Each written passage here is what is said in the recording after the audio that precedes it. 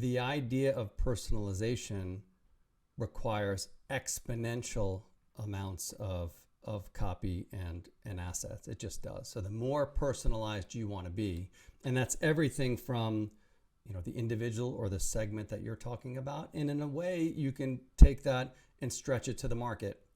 How we speak to someone in Germany is different than how we speak to someone in the US.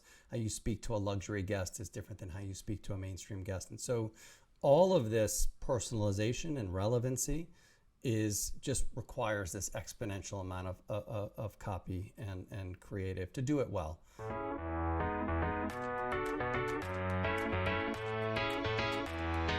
Hi, I'm Greg Stewart, CEO of MMA Global, the international nonprofit trade association for CMOs who are focused on architecting a new future of marketing. I'm Rex Briggs, an author, market researcher, measurement inventor, and entrepreneur. Today's about how small organizations can adopt AI really, really quickly because people just kind of pick up one of the services and start using it. But in larger organizations, you have to be a bit more thoughtful, and you kind of want to make sure you get that balance right. Yeah, I mean, it's funny, Rex, is we've kind of gone out and talked to the member companies, and if those of you who don't know, MMA Global is a trade association for largely CMOs and big major marketers. What came up, we just did a survey of them recently, and what came up number one was responsible AI, which to me is a variation of how do we make sure we have the right guardrails or protection here, that we don't screw this thing up, that we don't cause more trouble than we mean to in trying to really advance the channel and marketing itself. Yeah, that's right. I mean, large global organizations, the marketing leaders really need to be razor sharp on where AI can help differentiate them and do that in a way that empowers people but is also true to the brand. Great. Well, listen, today's guest is going to be great for this. It's Michael Menis, the Senior Vice President in Global Marketing at IHG Hotels and Resorts. And he's thinking a lot about how AI is going to impact both not just a large marketing enterprise, but a global marketing enterprise, and one where, I guess at some level, probably content and communication is kind of key in sort of really connecting that experience with or convenience, if you're maybe a business traveler, with sort of the actual product or property itself. So, Michael, welcome. Great to be here. Thanks for having me. Great. Now, Michael, just to kind of check here a little bit, you've actually, I'm going to give you context here, right? Okay. So context is you've been at IHG for a couple of decades. Yeah, close to 22 years. Yeah, it looked like quite a little while. So, and listen, there's a whole diversity. How many different brands are there within IHG? Just so there's some context. There's a lot. So we've got 19 brands, more than 6,000 hotels in more than 100 countries. 100 countries, yeah. No, I mean, I can't even imagine the complexity of doing that. Okay, but here's what's interesting too. I think travel industry been through a very interesting couple of years. I mean, you've got 2 decades experience, the most unusual experience you've ever been through, I have to assume, right? That's true. And so it's going to get more interesting with AI, I think. Tell me what you're doing with AI. What's interesting is I think the past few years and the pandemic has had a pretty significant impact to travel, as you've indicated. And I'd say more importantly, as you think about how we come out of the pandemic, we've learned a lot. And what the pandemic did for the hotel industry in particular was that as travel returned, which it has significantly, what we found it was quite local. And so a couple of things became critical as we recover out of the pandemic. One was we need to move quickly, very, very quickly. 2 is it needs to be very local, very relevant. And that is both relevant to the individual and the segment, speaking in a language that makes sense to them, and or locally relevant to the market.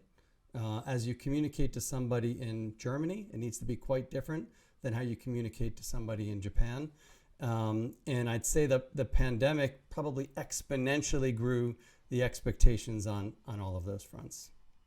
So how does AI fit into that picture?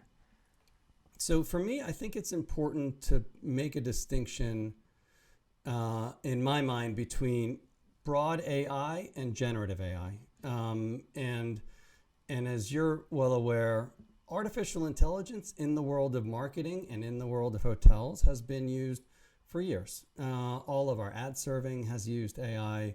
All of our bid management in our hotel industry, our pricing has used artificial intelligence for years. It is all advancing.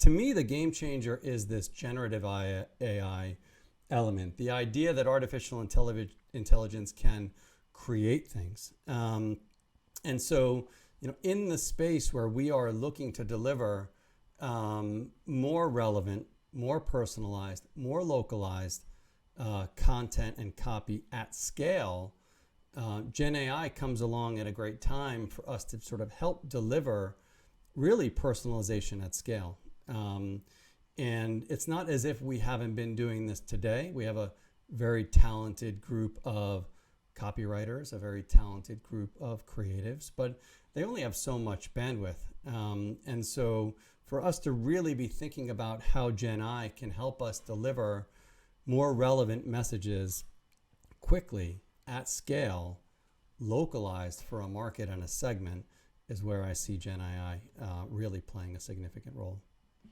So, hey, Michael, how would you evaluate that? So, listen, and there's some pitfalls that come with this too, so I do want to get to those. But just so I'm kind of clear, are you able to kind of assess this sort of incremental benefit? Are you able to either measure a benefit, for one, would be great. I don't know that's even possible.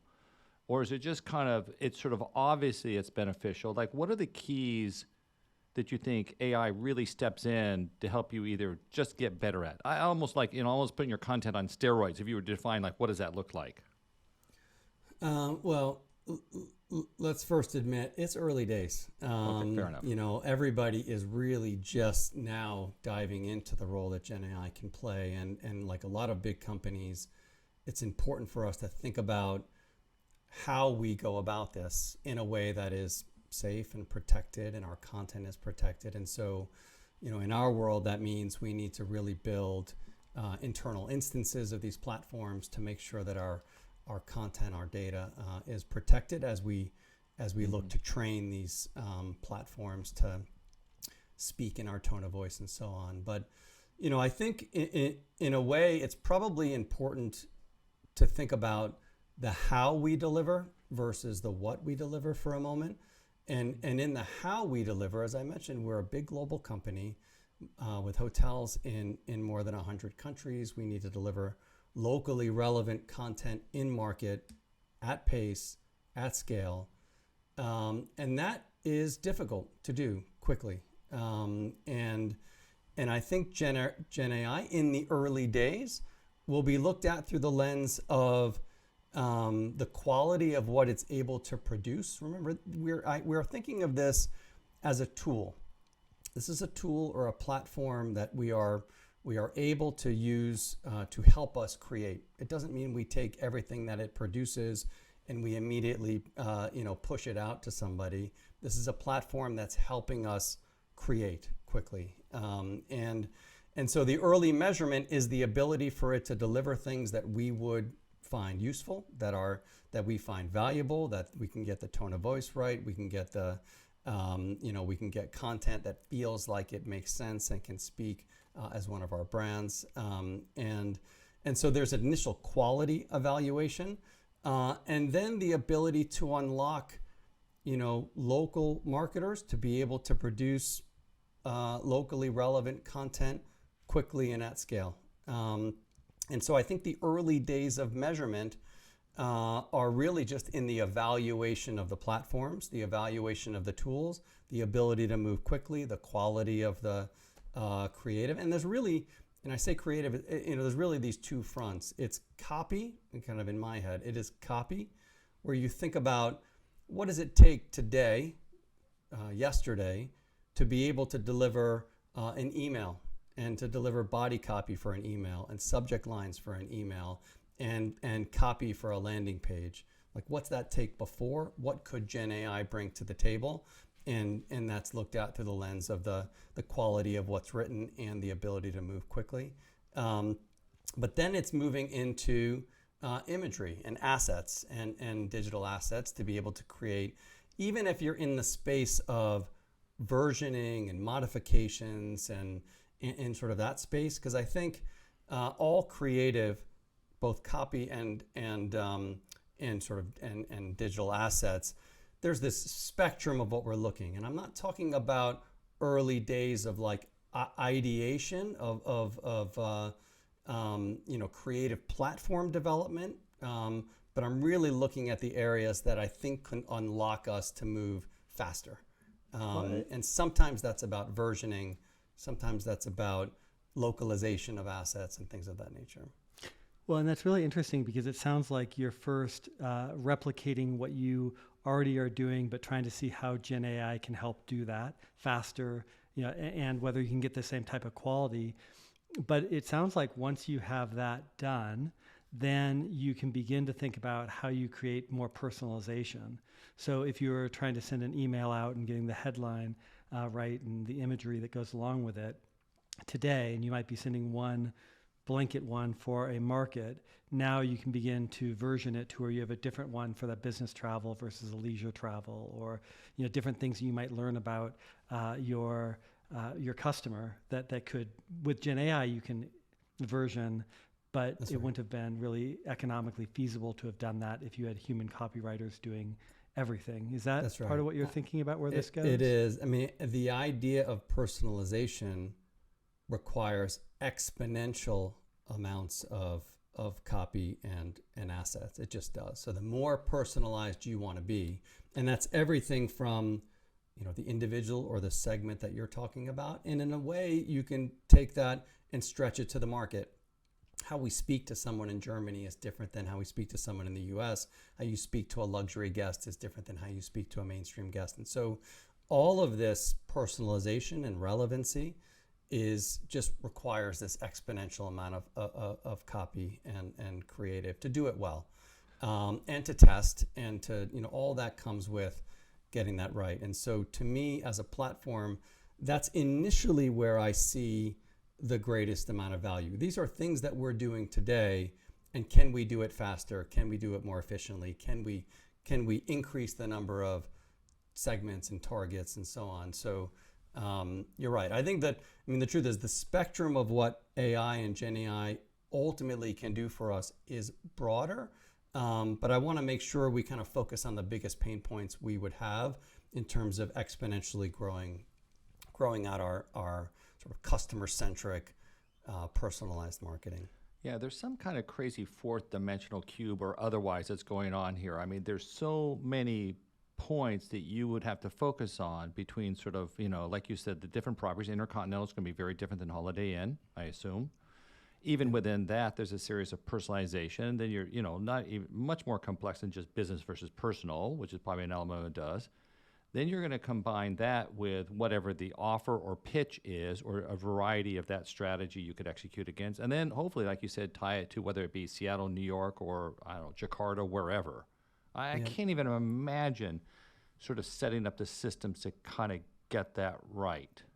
Yeah, you're right. It is brand, it is segment, it is market, it is offer, it is language. Yeah. These are all different dimensions. It is asset type, media type. Yeah. All of these things require just an exponential amount of content. Even if it is versioning or types of content, or shorter forms in this area, longer forms in this area, modifications. And so all of that just requires an enormous amount of creative and copy. This is what gets me so excited about this. Exactly. This space, right? Me too. Solving the really hard problems, right? That's right. So I have to imagine, you're starting at a great use case, I think, because if you're able to do what you already do now with Gen A helping, you can get that human feedback loop and tune to get the right tone, as you said. But then you can take it, to this personalization and as Greg was describing, this multidimensional space. But I have to imagine that also changes the org structure. Tell me a little bit about how you're thinking about the org structure and how that might change as these capabilities grow. Yeah. So before I jump to structure, it's probably more in the space of roles and responsibilities, process. I was going to say there's got to be big governance dynamics here too, because you can't have people just run off with the machines and make crazy voice out there or something. Governance, all of those things become something to look into and pressure test and see what should change or not change. And so, as I mentioned, we're a large global organization, people on the ground in many countries. We are interconnected, and where we stay connected today within, I think of as a bit of a hub and spoke ecosystem, where people on the ground in a market that are accountable to locally deliver on the commercial needs of that market, but they tap into, functional expertise to provide a level of support.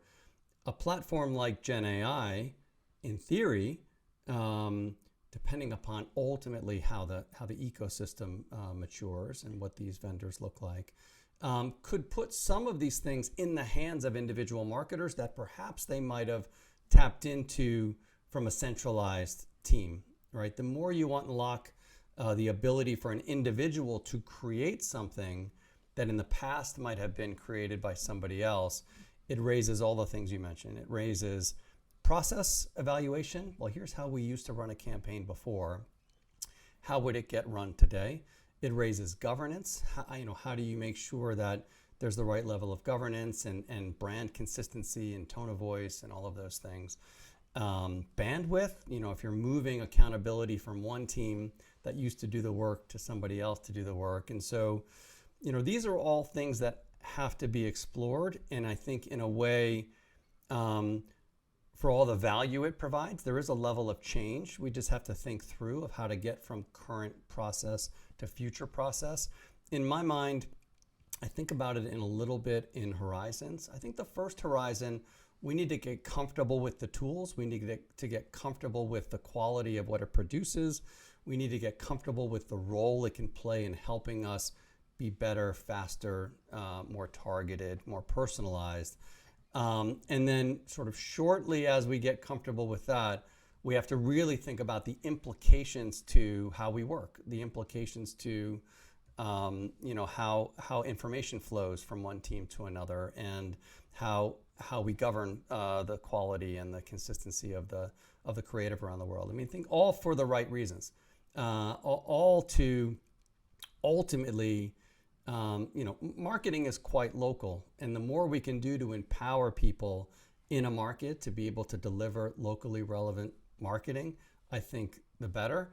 How we get from a place in which you've got experts that are currently doing something to unlocking that ability for a local resource to be able to do something is a change that's so worth looking into, but there is a level of change associated with it. Hey, Michael, how long have you guys been on this journey? When talk us a little bit about your inception story. So, somebody got a bright idea, somebody went and got funding, I guess. Somebody built a team, built some rules, and, started producing content. Can you just give us very quick, how long has it taken? How long you been into it? For me, I would say it's probably helpful to just step back and think about the journey we are on as marketers to begin with. Okay. As I speak about this sort of customer-centric, personalized marketing, this is not a new area for us.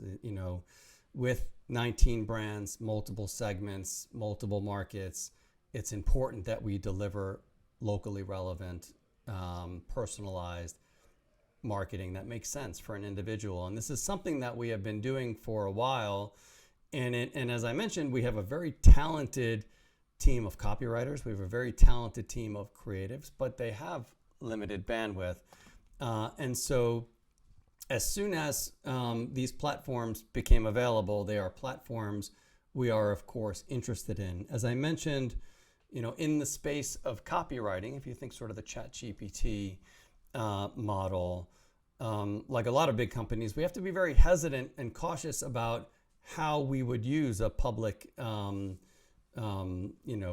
technology like that, particularly if you're looking to enter in your own information and copy and so on. And so, as these platforms, as ChatGPT launched, like a lot of companies, we start plugging at it and see if there's any role that can play for us. But quite quickly we realize it's really important for us to set up our own instances of these platforms just to make sure they're behind our firewall, that nobody is putting any information into. How'd you do that, Michael? Maybe share with the listener here a little bit, like either the technologies you use, just a broad stroke, just quickly, just so they have a sense of. Yeah, I mean, I'd rather not talk specifically about technologies and platforms we're testing. I would think of it in that space. I would say that what we need to do is make sure that these instances that we're testing are behind our firewall, our information is protected, and there's the right securities just to make sure that there's nothing that we're putting in this that could ultimately become public domain or risk having information fed. And so, but are you building scratch, or you're getting partners? We're working with partners to bring them behind our firewall. I don't know that we have fully decided ultimately what that ecosystem looks like. I'll tell you, but opinion of one for what it's worth. I think we are in it. I think we are in such early days that we often think about these platforms as standalone platforms. Like, should we or are we using a ChatGPT or a Bard or any of these sort of individual platforms? I don't believe the future for generative AI, copy, and the role of those platforms is still this standalone platform. Ultimately, this will be built into the platforms that we use every day, and they will all just get smarter, better, more efficient. And so, if you're a Salesforce shop, Salesforce will be embedding Gen AI into their platform. If you're an Adobe shop, Adobe is going to be building Gen AI into its platform. And so all of a sudden, instead of thinking there's this standalone platform that's built somewhere, the platforms that we use every day, Word, PowerPoint, all of these are going to be building generative capabilities into them. And so we're in this very early days where we're evaluating these tools and platforms. My instinct, and you can see each of these vendors already moving pretty aggressively into this space, is that the idea that these are standalone platforms to review is a limited window. I think ultimately the platforms that we all use every day to build content and assets and copy and documents will all be integrated with Gen AI in the future. Yeah, the big enterprise solution providers will provide the solutions that you need. That's what you're saying. Yes. Yeah, that's who wins. Yeah, so. You wonder Look, there may be new players that deliver things that we haven't even thought of yet, but in the world of marketing, this marketing ecosystem and platforms that we use to build and manage campaigns will just get smarter and have the ability to build generative content. It is an interesting time we're in right now, because to build what you're describing, for the most part, you need to bring in a large language model in-house, and it's not too terribly difficult to do that with the cloud. But then you have to build a workflow of your pre-prompts so that you can control the tone, and you have to have a human in the loop so that someone's approving it and they can give you the feedback so that the model can be tuned. It's not terribly difficult to chain that together, but to your point, I think that as you think about flexibility in the architectures, you sort of want to make sure that you are keeping your learning in these separate buckets, so that if you decide to change out the large language model you want to use in the middle, you can. Or like you said, if one of the big companies integrates something in, you can move all that learning. You don't have to recreate that learning. Have you thought about how you do that? Is there any insight you can give, or are you just still early days and kind of feeling your way out through how to do that? Yeah, I would say in our space, and I'm sort of speaking narrowly about marketing because I think that Gen AI and AI more broadly is used in a lot of areas. But I really think about it more crawl, walk, run, where we really just need to get comfortable. Different sort of members of the marketing team just need to get comfortable with what these platforms can do. Ultimately, to your point, for us to get sort of knowledgeable and trained about prompts and how to build these out, ultimately to train the engine so they can speak in the same language that that we'd like for them to speak in based upon previous communications. And so I think we're really in the sort of crawl phase where we feel like, let's make sure we're plugging at it. Let's start to run scenarios through it to see what it produces, and ultimately to your point, we'll need to figure out how does it get trained, what's the right governance, how would you build it in such a way where it can be swapped out. But it can be paralyzing if you don't just start. Do you know what I mean? And so what we're trying to do is, at least in our world, start in a way that just gets us a bit more comfortable with something that might have felt foreign, might have felt like something that's a bit outside of our comfort zone or something we use today. It's certainly a process change. Hey, Michael, what watchwords do you have? What warnings do you have for people? Like, where has it gone wrong? You don't have to disclose all the dirty laundry of when things got really messy, but I don't know. Find a way to help the listener understand that.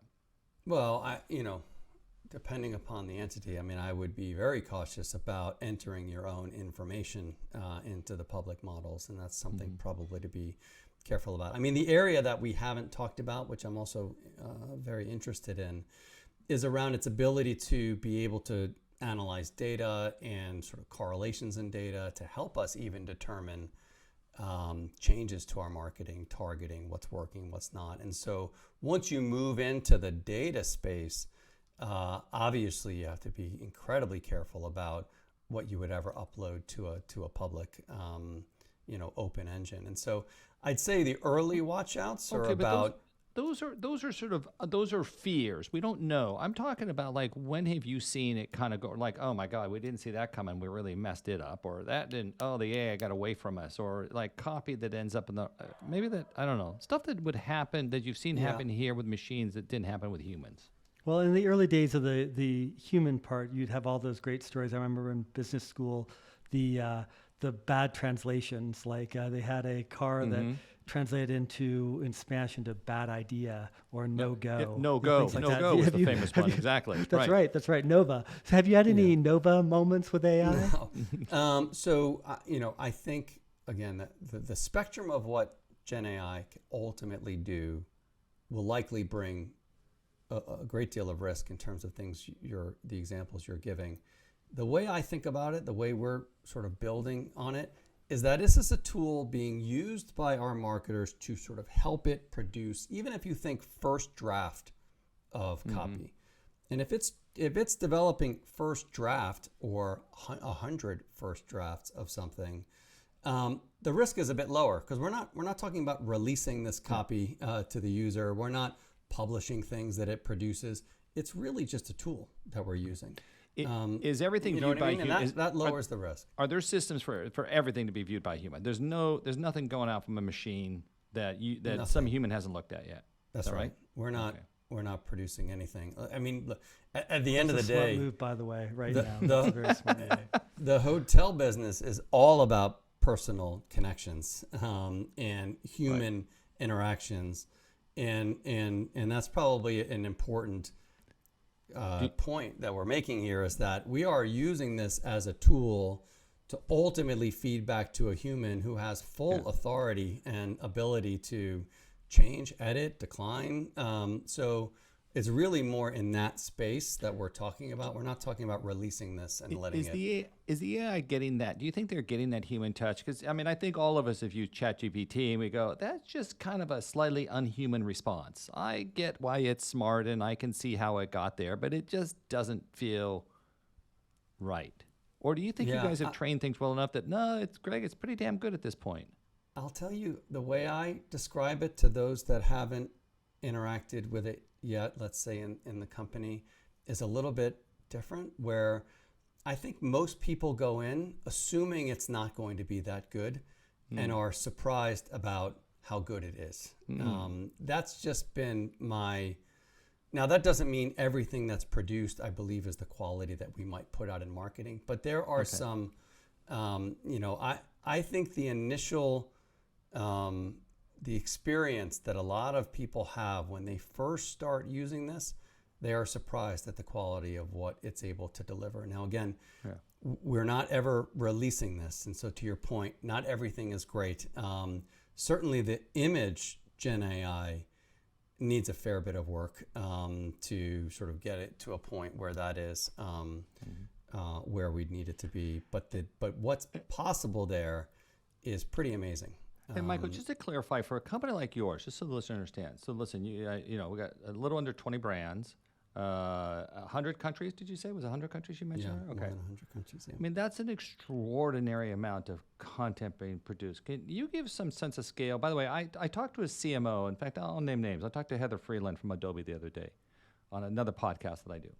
And she had mentioned to me they'd done a campaign that had 5,000 assets that had to be managed. Not content creation, different issue, but Yes. I think that's a sense of scale. Absolutely. How the hell do marketers even do that today? Like we That's need the Six nature of Sigma the degrees, beast. not communications degrees. That is the nature of the beast. I mean, if you think about it, there's probably two, maybe the easiest way to think about this is there's two types of campaigns that we're talking about. Some are quite local. I'm in Thailand, we're looking to market Thailand, and I need a tactical campaign to support Thailand. And that might have a relatively low amount of assets that it needs to deliver, but it's not zero. It is, you need multiple sizes, multiple dimensions, you need web, app, digital marketing, social. So it adds up pretty quickly. Yeah, 10, 20 channels, crazy. Yeah, right. It adds up exponentially. But the larger side of this equation are large global campaigns. Think our loyalty program. If we run a global loyalty campaign, it is not uncommon to have thousands of assets needed. You need translated. So every one of those assets for every one of those touch points needs to be translated into 20 or so languages. And so it easily adds up to thousands of assets needed to be able to support some of these larger campaigns. And just to add, listen, if you're marketing the New York Intercontinental, right, you're not marketing it here in New York. You're marketing that in, like 5, 10, 20 other big business hubs that might be traveling here, I assume, half the time.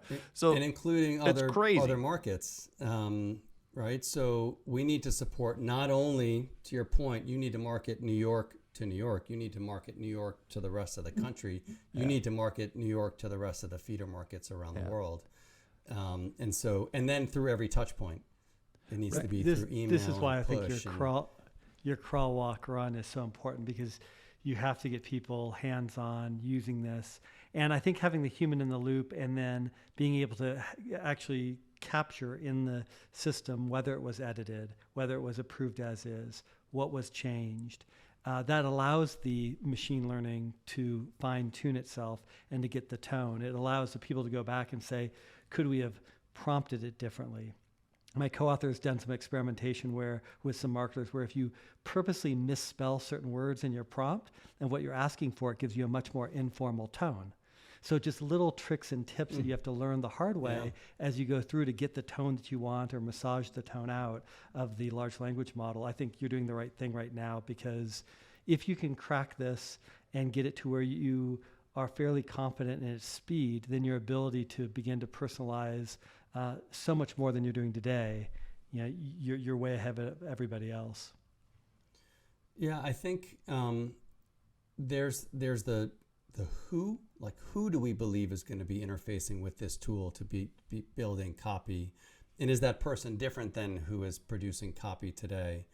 And if so, how do you educate, train, coach on how to do that, and how do you build the right guardrails and governance and so on? So that's the change management piece I was speaking of, and I think that's, think of it almost in parallel, as we have to just first press on it to make sure we can get the quality to what we need it to be, but that governance and process change is going to be significant. Michael, embedded in that too is a capabilities question. Like, what are you hiring for capabilities today? So, not to send any shivers to the current team, I don't know how you're going to answer this, but what would you like to start to hire into the future at some point that maybe is different than what you're trying to hire now? Well, well, answer that. Then I'm gonna. The second question is gonna be like, how do you maybe retrain what you have now to be more adept at this future? But go ahead. Yeah. Well, think about that campaign we were just describing that could have thousands of assets. As I mentioned, we have an incredibly creative team that can build creative brand platforms and creative ideas and so on. I don't necessarily need them spending their time and bandwidth on versioning 3,000 to 5,000 assets to be built in different sizes and dimensions, and letters of how big the blurb should be, and versions and so on. So I think it's a matter of changing the shape of the work that different teams do. We still need the skill sets of great creative people. We still need the skill sets of great copywriters. Like, that doesn't go away. But I think what we can do is unlock them from having to work on things that really we don't need them to support, and they don't have the bandwidth to support at the scale that's needed right now. And so it's just a matter of like changing the size and shape of the expectations of certain teams, providing certain tools in the hands of people that didn't have the ability before. I often, like, in my mind, think about, like, imagine if we didn't have a calculator, and we used to say all math problems need to go to some centralized team to do complex math problems. But we've basically just, now we can put a calculator in the hands of people that can do some math themselves, and they need to be trained on the tool and how to use it. But ultimately, it's going to make them faster and and more nimble. But there are certain things you might still hand off to a centralized team to do that are a bit more complex, require some thought leadership and so on. So I think if nothing else, it just changes a bit about the shape of the roles of what you're expecting of different teams. But you still need those skill sets, and so we're basically upskilling people on the capabilities that ChatGPT and Gen AI can deliver to them. But there's also things that I think we're honest that we haven't yet figured out, and we have to be comfortable that we don't exactly know how this is going to land and where it ultimately lives. And so, I mean, think about this: we have a team that manages all the content through all of our channels, goes through a team that manages our platform to load content. But if that platform that loads content, the next enhancement builds in Gen AI capabilities where you can literally build the copy in a landing page on the fly.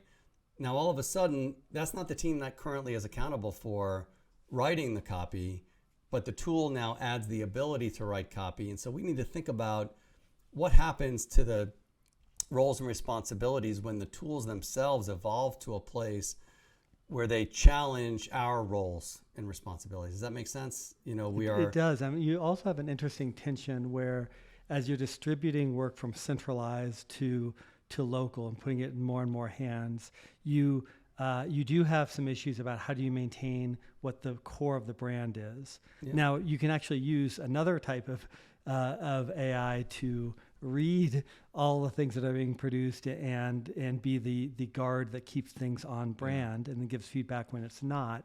Yeah. But that is an interesting tension, which, I mean, again, you're in an early stage, but I think you'll probably see what every other franchise model eventually sees, right? Which is when you have people very local doing things, they might be offering things that you need to rein back in. Have you thought about how that works? Yeah. So for me, in a way, we're going to pull on our experiences to date and things that we think we do well. And so as you think about, let's say, brand consistency,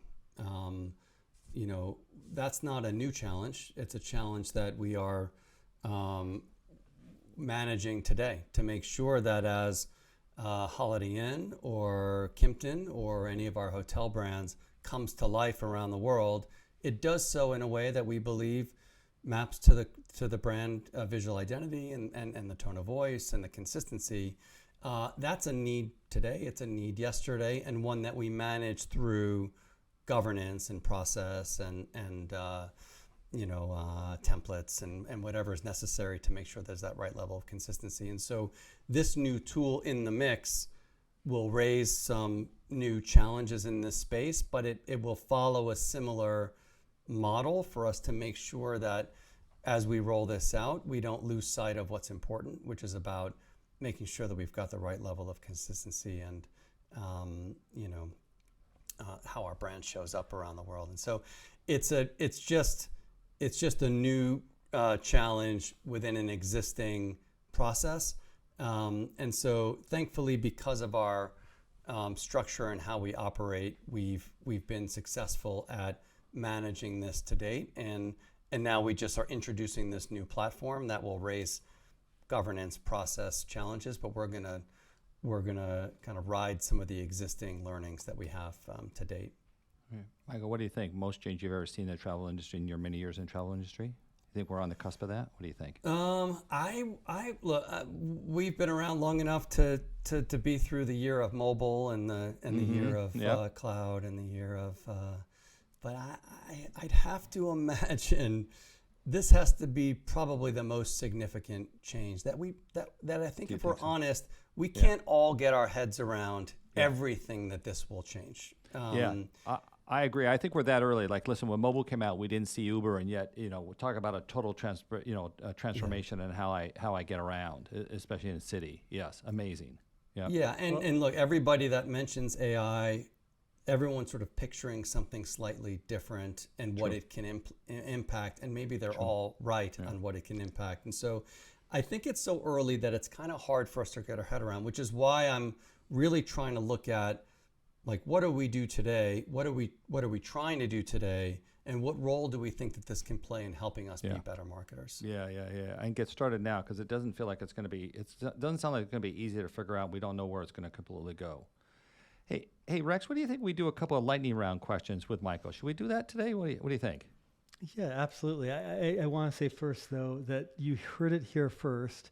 I mean, Michael's talking. I mean, smartphones revolutionized travel. I mean, you check in mobile, you have a mobile key. I mean, all the things that you do now, the booking and so on, and AI is going to be bigger, I think you said, right? So on the flip side, what do you think is the most overhyped part of the AI story that you're seeing? Yeah, what silliness is out there? Maybe even, I don't know. What do you want to pick on?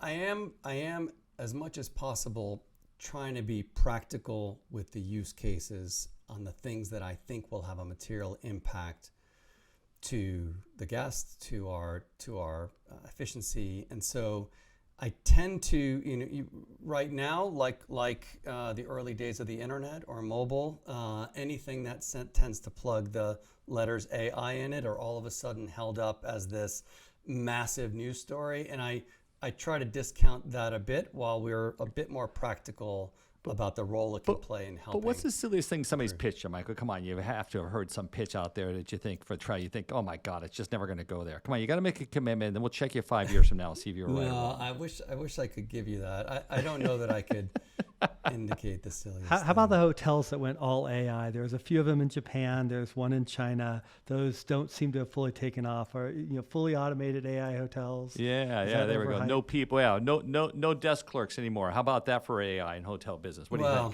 you think? Let's be fair. China does some amazing things, and in many ways, the expectations of consumers, the pace of change there is exponential, and so they are doing some amazing things. Some of them perhaps maybe even too early and they don't take off, but there are some amazing things happening in China. Are you thinking about the Alibaba hotel where everything is AI and managed by your mobile device? Yeah, I mean, we are the role of AI and digital more broadly for us in China is different and needs to be exponentially different in Greater China than it is rest of world, and that's because the technology, the ecosystems are there, the connected nature, and the user expectation. Right. They'll take facial recognition in China, right, Rex? It's okay. Yeah, that's right. They know who you are when you first walk into the hotel. Yeah. Okay, maybe flipping it around instead of hype. Yeah. If you think about your own job, what is a part of your job that you said, you know what, I don't want to do this anymore. I want AI to do it. Maybe it's not there yet, but come on, AI, take care of this for me. Well, we talked about sort of what could be a bottleneck, which is copywriting, creative, and so on. I think this other frontier is around insights, analytics, predictive analytics, correlations in data, things that, again, we've got very, very smart analysts that are plugging at data to help us understand insights and what we should be doing differently, but they're only human, and they are excited about the role that these platforms can play in helping it crunch through data. And so, in a way, it's just like the exponential expectation of the pace of change and volume and so on.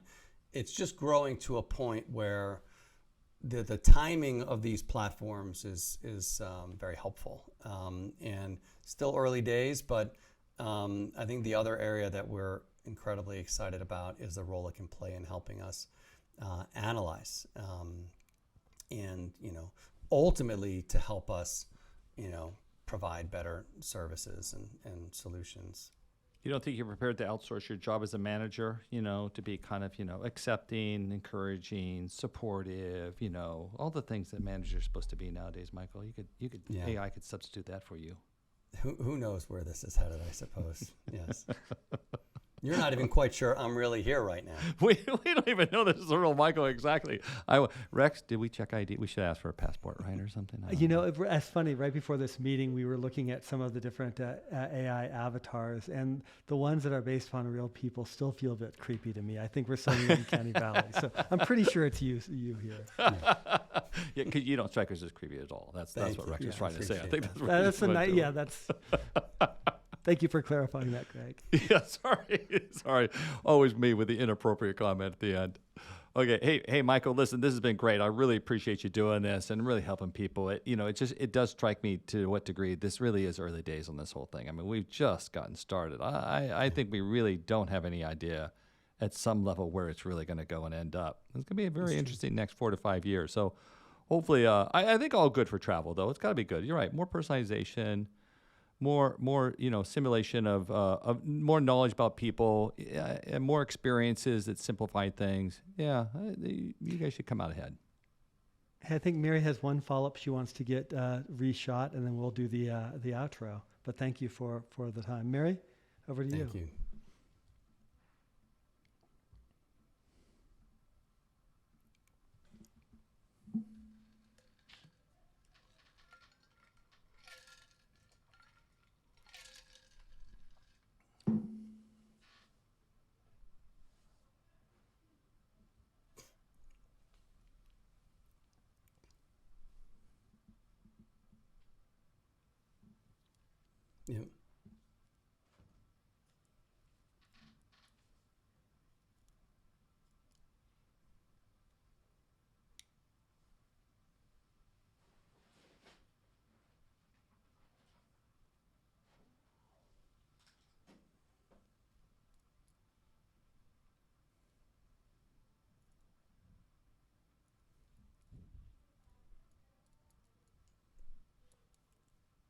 Yep. Yep. So if you think about what some of these image Gen AI platforms can do, and they will only get better and smarter. As a global marketer, it's not uncommon for us to have an asset that we're looking to now use around the world. And so you might have an asset that's got a photo with someone with alcohol in it. That alcohol needs to be edited out for use in the Middle East. And so changing elements of a photo become quite easy. We might want to take a view out a window that is now a winter scene and change that to a spring image. And so all of these things become much easier and candidly shouldn't take the bandwidth of a very talented creative resource. And so anything that we think the platform can do to take some of the weight off of our creative team and allow for them to work on some of the more strategic, more creative work that requires a bit more thought leadership. Michael, thank you for being here. This has been great. And that's it for this episode of DAM, Decoding AI for Marketing. I'm Rex Briggs. And I'm Greg Stewart. Thank you, guys. I really appreciate the time.